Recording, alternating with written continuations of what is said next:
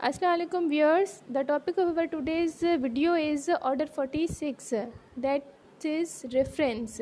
अच्छा, ऑर्डर 46 के बाद जो ऑर्डर आता है 47 वो है रिव्यू. तो इस ऑर्डर को 46 ऑर्डर रेफरेंस को स्टार्ट करने से पहले जो है एक कन्फ्यूजन जो है अक्सर स्टूडेंट्स के माइंड में आती है कि रेफरेंस और रिव्यू में क्या फ़र्क है. ठीक है, तो मेन जो फ़र्क वो ये है कि रेफरेंस में जो है क्या होता है, हम हाई कोर्ट में ही जा सकते हैं सिर्फ, जबकि रिव्यू में क्या होता है, हम सेम कोर्ट में सेम जज के आगे ही केस को जो है रिव्यू में भेजते हैं. तो ये है इसका मेन डिफरेंस. अब हम आते हैं ऑर्डर की तरफ. तो इस ऑर्डर 46 का जो रिलेवेंट सेक्शन है सीपीसी का वो है सेक्शन 113 और इसका टाइटल है रेफरेंस टू हाई कोर्ट. और इस सेक्शन में ज़्यादा कुछ नहीं बताया गया, सिर्फ सिंपली ये बताया गया है कि जो है कोर्ट जो है जो भी रेफरेंस में जाएगी वो हाई कोर्ट में जाएगी. तो आइए इसको डायरेक्ट से पढ़ते हैं. So reference to high court subject to such conditions and limitations as may be prescribed. ठीक है, जो कंडीशंस प्रिस्क्राइब होंगी, जो लिमिटेशंस केस की, उन कंडीशंस को देखते हुए, ठीक है, आपको ऐसे नहीं कि कोई आप लिमिट क्रॉस करके जो है कोर्ट जो है हाई कोर्ट में रेफरेंस के लिए भेजेगी. नहीं, जो प्रिस्क्राइब होंगी लिमिटेशंस और कंडीशंस उनको देखते हुए एनी कोर्ट में state a case and refer the same for the opinion of the high court. ठीक है, उस केस को जो है हाई कोर्ट में भेजेगी उसके ओपिनियन के लिए. क्योंकि रेफरेंस में होता ही यही है कि कोर्ट जहाँ भी किसी भी पॉइंट पे केस किसी भी पॉइंट पे कंफ्यूज होती है या उसको कोई डाउट्स है या फिर ऐसा कोई केस है जिसकी कोई अपील नहीं हो सकती, ठीक है, तो डिक्री देने से पहले जो है वो केस को अगर प्रॉपर उसको लगता है कि अब इसकी अपील भी नहीं है तो क्यों ना हाई कोर्ट का जो है ओपिनियन लिया जाए. तो हाई कोर्ट में भेजेगी एंड हाई कोर्ट में मेक सच ऑर्डर. तो हाई कोर्ट उस रेफरेंस पे क्या देगी, ऑर्डर देगी there on as it thinks fit, जो उसको सही लगता है. So it was all about its section 113. Now come towards the order 46 reference. So starting its first rule, reference of question to high court. ये इसका title है, reference of question to high court. जो reference का आप question race करेंगे वो आप कहाँ भेजेंगे, वो क्वेश्चन हाई कोर्ट में. वेयर बिफोर पहले, और on hearing of the suit और एन अपील. ठीक है, ऐसा कोई सूट है या ऐसी कोई अपील आई है, ठीक है, किसी कोर्ट में, तो वहाँ पे हेयरिंग से पहले, यानी कि हेयरिंग से पहले क्या आता है कोर्ट जज के पास, हमेशा प्लेंट आती है, फैक्ट्स होते हैं प्लेंट में सारे. तो अगर जज को फैक्ट्स देख के ये समझ आ जाता है कि इसको कहीं ना कहीं पे कन्फ्यूजन हो रही है, डाउट हो रहा है, तो वो जो है फ़ौरन केस जो है रेफरेंस में भेजेगा. या फिर हेयरिंग के बाद, ठीक है, केस की हेयरिंग के बाद अगर उसको प्रोसीडिंग के दौरान कोई डाउट्स है, कोई कन्फ्यूजन है, तो वो ओपिनियन के लिए हाई कोर्ट में भेज सकती है. और an appeal in which the decree is not subject to appeal. ऐसी कोई अपील है जिसकी डिक्री के बाद वो अपील में नहीं जा सकती डिक्री. और where in the execution of any such decree, या फिर ऐसी कोई डिक्री जज ने जो है पास की है जिसकी एग्जीक्यूशन में कोई प्रॉब्लम आ रहा है. एनी क्वेश्चन ऑफ लॉ और using having the force of law. ऐसी कोई डिक्री है जिसमें कोई क्वेश्चन ऑफ लॉ रेज हो रहा है या फिर using having the force of law arises, या फिर उसके ऊपर कोई ऐसा दबाव आ रहा है, ऐसा कोई जो है उसके ऊपर फोर्स है कि वो जो है एग्जीक्यूशन नहीं कर पा रही कोर्ट उस डिक्री की. On which the court trying the suit or appeal or executing the decree entertains reasonable doubt, या फिर किसी डिक्री या अपील की डिक्री में जो है कोई रीजनेबल उसको डाउट्स मिल रहे हैं. ठीक है, फेस करिए कोई डाउट, शक व शुबा के नहीं, उसको नॉलेज नहीं है किसी भी पॉइंट पे. The court may either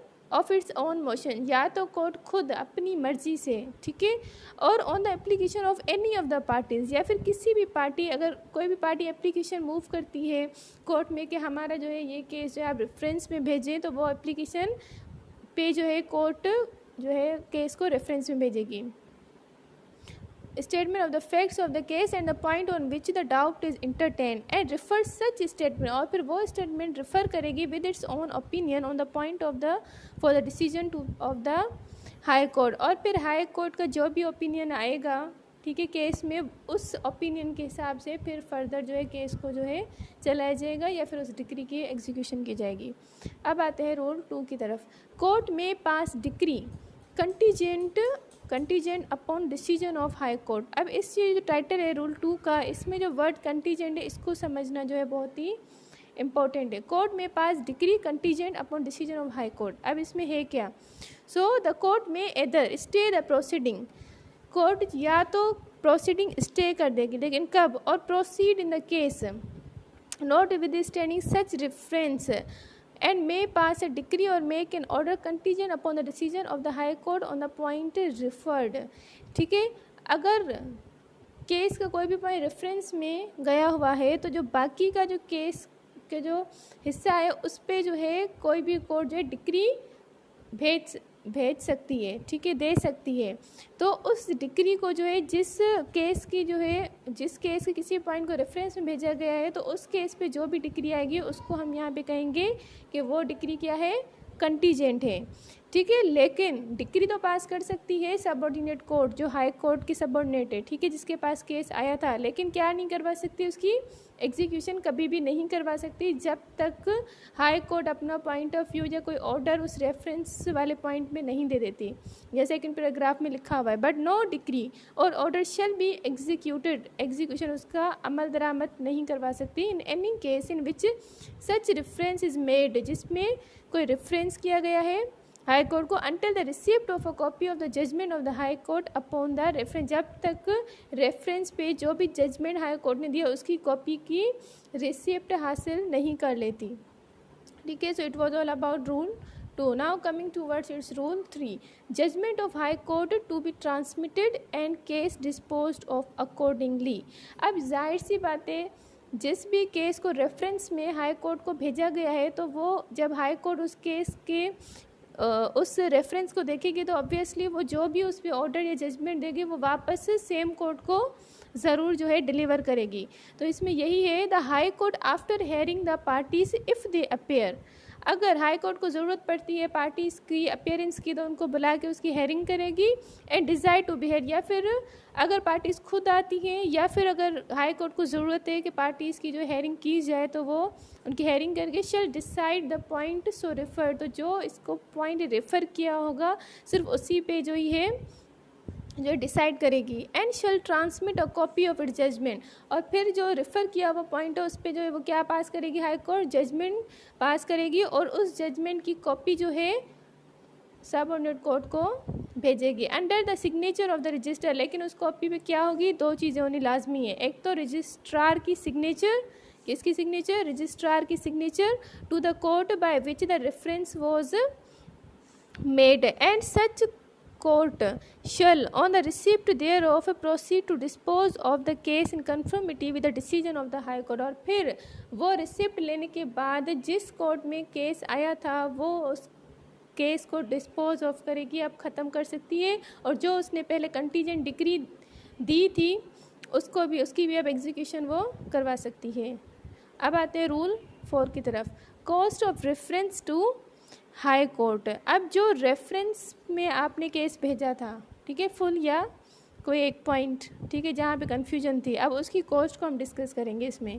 the cost if any, अगर कोई किसी भी किस्म की cost consequent on a reference for the decision of the high court shall be cost in the case, अगर ऐसी कोई कॉस्ट अकर होती है जो आपने रेफरेंस में भेजा है तो उसकी कॉस्ट भी जो है पार्टी को बेयर करनी है इसमें। अब आते रूल 5 की तरफ, power to alter ETC decree of court making reference. Alter मतलब चेंज करना, ठीक है, ये पावर है अल्टर करने का, किसको? अब किस कोर्ट के पास है ये जब हम इसको डिटेल में पढ़ेंगे तब समझ आएगा। Decree of court making reference, जिस कोर्ट ने रेफरेंस में केस भेजे उसकी जो है डिक्री को अल्टर किया जा सकता है। Where a case is refer to the high court, जहाँ कोई केस रेफ़र किया गया है किसको? हाई कोर्ट को, अंडर रूल 1। रूल 1 में हमने ये पढ़ा, the high court may return the case for amendment, अगर हाई कोर्ट को लगता है कि इसमें किसी किस्म के अमेंडमेंट की ज़रूरत है, जो जिस कोर्ट ने केस रेफ़र किया है वो अमेंडमेंट कर सकती है, तो केस को जो है वापस अमेंडमेंट के लिए रिटर्न करेगी। अमेंडमेंट मतलब कोई चेंजेस, ठीक है, तब्दीली। एंड मे अल्टर, कैंसिल और सेट असाइड एनी डिक्री, या फिर अगर उस जिस कोर्ट ने रेफ़र किया है केस, उसने ऐसी कोई डिक्री पास की है तो उसको या तो एक तरफ रख सकती है, ठीक है, हाई कोर्ट, या फिर उसको कैंसिल भी करवा सकती है या फिर चेंज भी करवा सकती है, उसमें कोई चेंजिंग भी ला सकती है। Or order which the court making the reference has passed or made in the case out of which the reference arose and make such order as it thinks fit.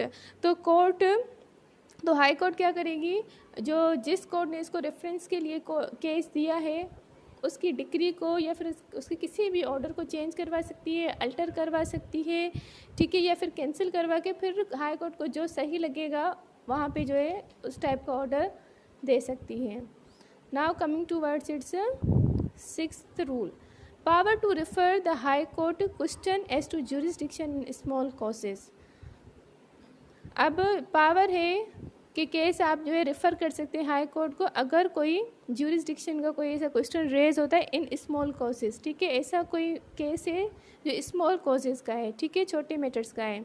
सो इसका सब रूल 1 क्या कहता है, where at any time before judgment, या judgment से पहले a court in which a suit has been instituted, जिस court में सूट लाया गया है, इंस्टीट्यूट किया गया है, डाउट्स, तो ऐसा कोई भी डाउट आता है, ठीक है, ऐसा कोई शक व शुबा है, whether the suit is cognizable by a court of small cause, के वाकई ये जो केस आया है स्मॉल कॉज का उसकी ज्यूरिसडिक्शन जिस कोर्ट में लाया गया केस उसमें लगती है या नहीं है, किसी भी किस्म का ज्यूरिसडिक्शन के हवाले से डाउट अगर पैदा होता है कोर्ट में, सो और इज़ नॉट सो कॉग्निजेबल, या फिर नहीं है, it may submit the record to the high court, तो फिर उस केस का जो रिकॉर्ड है सबमिट किया जाएगा हाई कोर्ट में कि आप बताएं कि ये जो केस हमारे पास आया है स्मॉल कॉज का कि इसकी ज्यूरिसडिक्शन लगती है या नहीं, with a statement of its reason for the doubt as to the nature of the suit। तो जो जिस कोर्ट में सूट आया है और जिसको डाउट्स हैं ज्यूरिसडिक्शन के, तो वो पूरी स्टेटमेंट देगी हाई कोर्ट को कि उसको